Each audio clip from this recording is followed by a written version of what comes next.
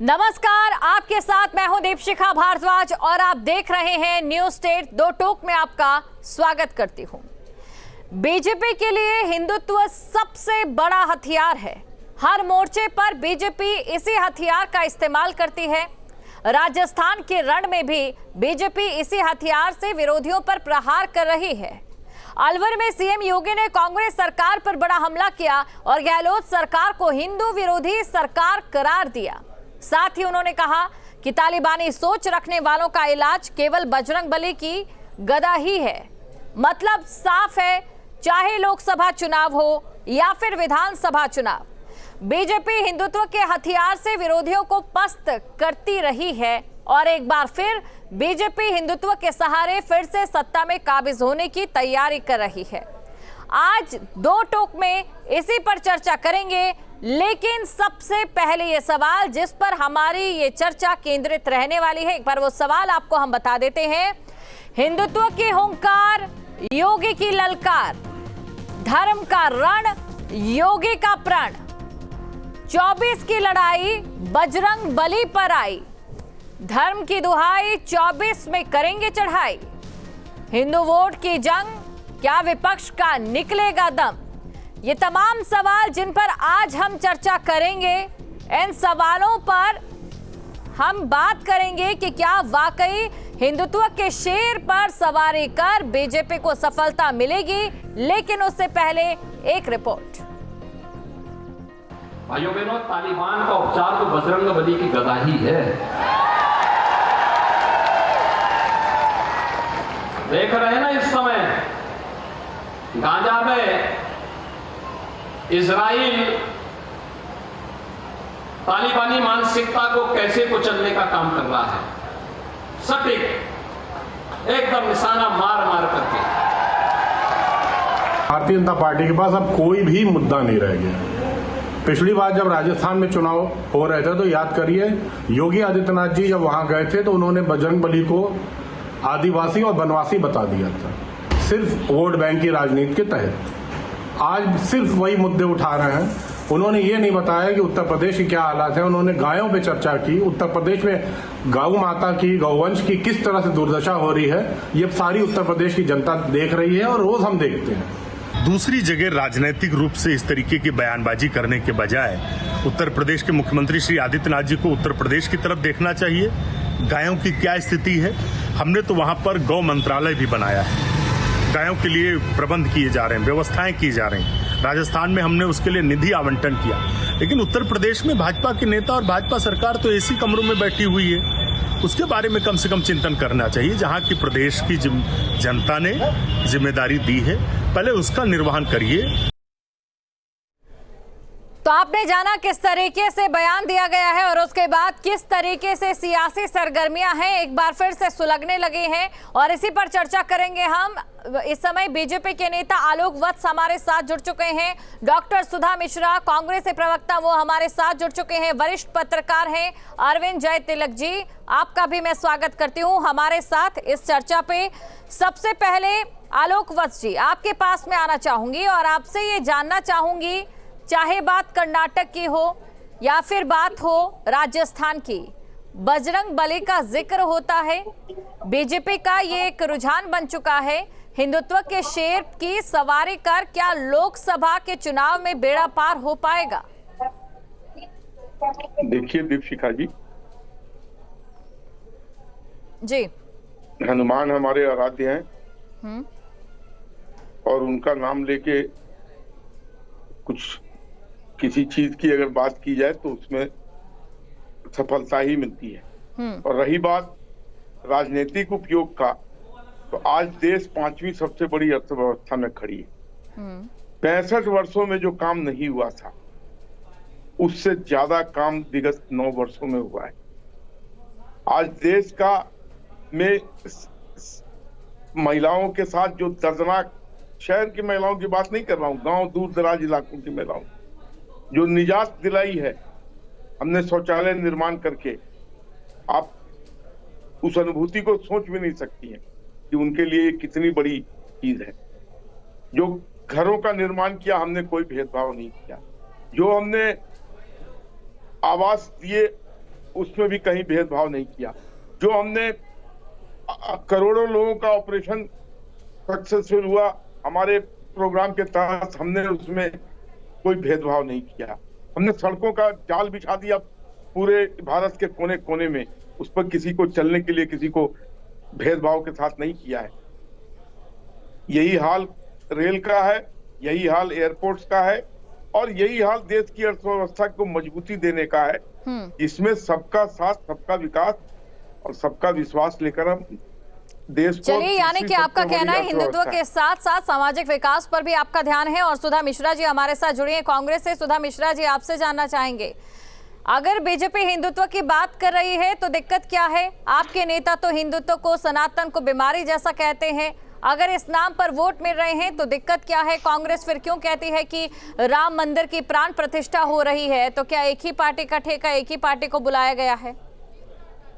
दीपशिखा जी नमस्कार, पूरे पैनल को नमस्कार। कभी कभी सोचती हूँ कि हम लोकतंत्र में हैं या नहीं, क्योंकि जो प्रश्न आते हैं सामने से वो लोकतंत्र को बताते ही नहीं है। आपने कहा कि हमें हिंदुत्व से क्या है? अरे भाई, हमारी धार्मिक स्वतंत्रता, हमें धार्मिक रूप से आस्था और विश्वास का लोकतंत्र ने, संविधान ने अधिकार दे रखा है।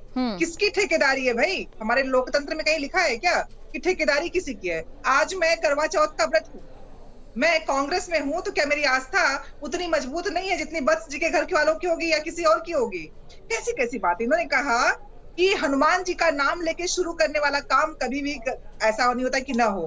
कर्नाटक में ऐसी गदागिरी कि बजरंग बली के नाम पे, बजरंग बली जी जानते हैं एक्चुअली संकट मोचन है, हमारे देव आराध्य बजरंग बली संकट मोचन है। उन्होंने देश को संकट से बचाना है, तभी कर्नाटका से शुरुआत हो चुकी है। आप जानती हैं, जिस देश में अभी हमने आदरणीय मुख्यमंत्री जी की बात सुनी, राजनीतिक मसलों में जब विदेश मंत्रालय की चीजें हों, उस पे किसी नेता का इस तरह का बयान, जबकि आप जानती हैं हमारे विदेश मंत्रालय का क्या स्टैंड है इन चीजों पे। उसके बाद सिर्फ चुनावी सम्मेलनों में, चुनावी भाषणों में अगर देश के विदेश मंत्रालय के बयान से इतर आप कोई बात करते हैं।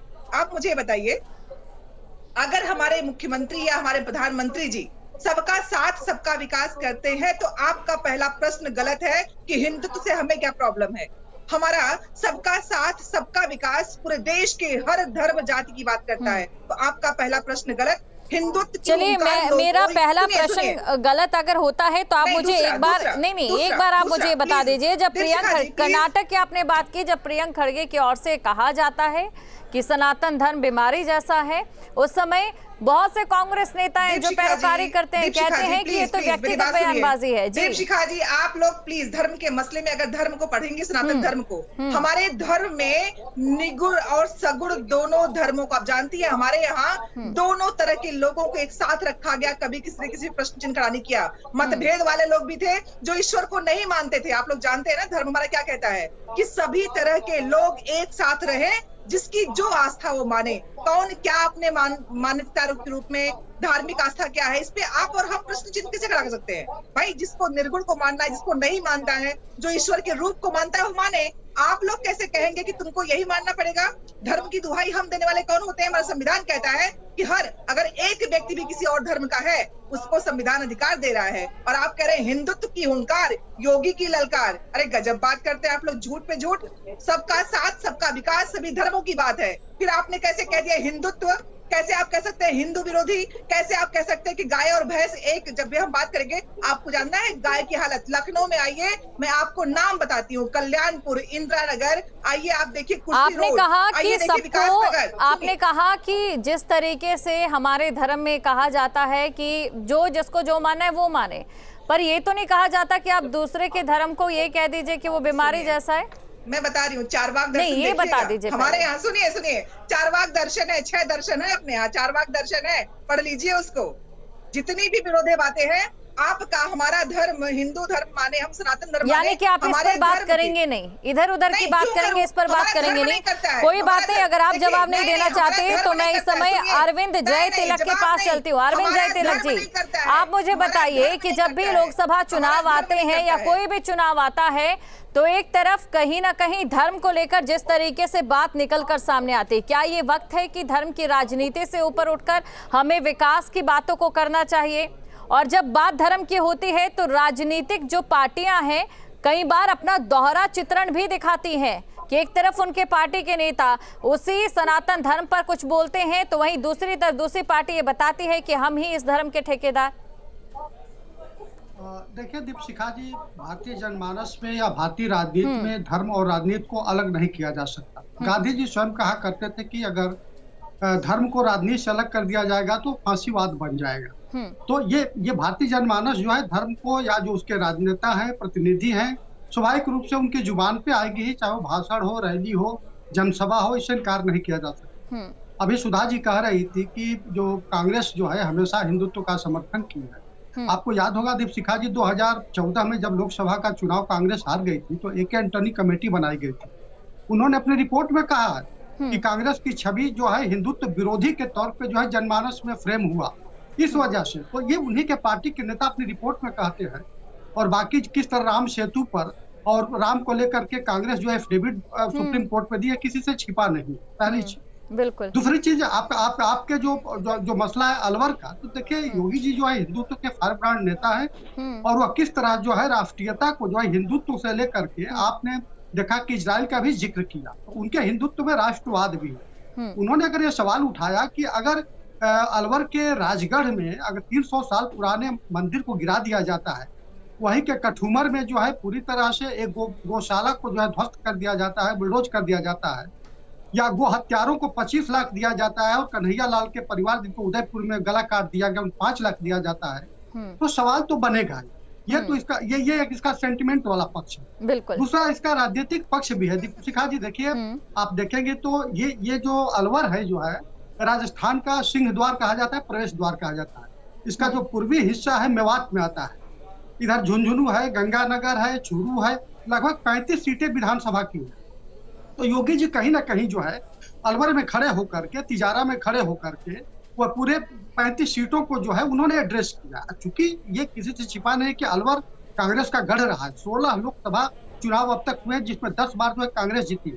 अभी 18 के विधानसभा में भाजपा को सिर्फ 2 सीट मिली। बिल्कुल। तो कहीं ना कहीं एक इसका राजनीतिक पहलू भी है और दूसरी तरीके से एक सेंटिमेंटल पहलू भी है, जो आपने बताया। आलोक वस्त जी के पास में आना चाहूंगी। आलोक जी, आपसे मैं जानना चाहूंगी कि देखिए सेंटिमेंटल जो पहलू है उसे हम बखूबी जानते हैं। ये जानते हैं कि किस तरीके से जब INDIA की बात होती है तो वो वर्सेस भारत हो जाता है।